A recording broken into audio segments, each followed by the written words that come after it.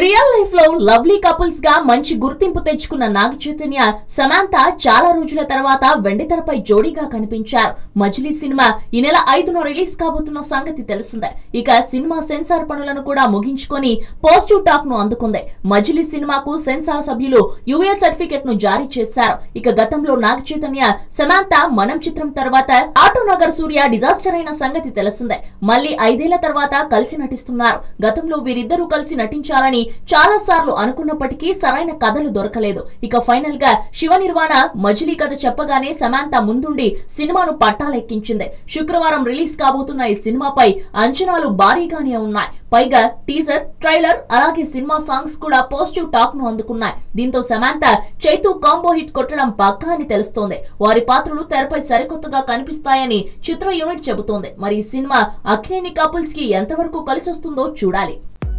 Hello, మిమ్మల్నే film celebrities real stories ఏంటో తెలుసుకోవాలనుందా? Latest గా రిలీజ్ అయ్యే మూవీ రివ్యూస్ నేను చెప్తే వినాలనుందా? ఇంకెందుకు ఆలస్యం, యోయో టీవీని సబ్స్క్రైబ్ చేసుకోండి. అలాగే మర్చిపోకుండా యోయో టీవీ యాప్ ని కూడా డౌన్లోడ్ చేసుకోండి.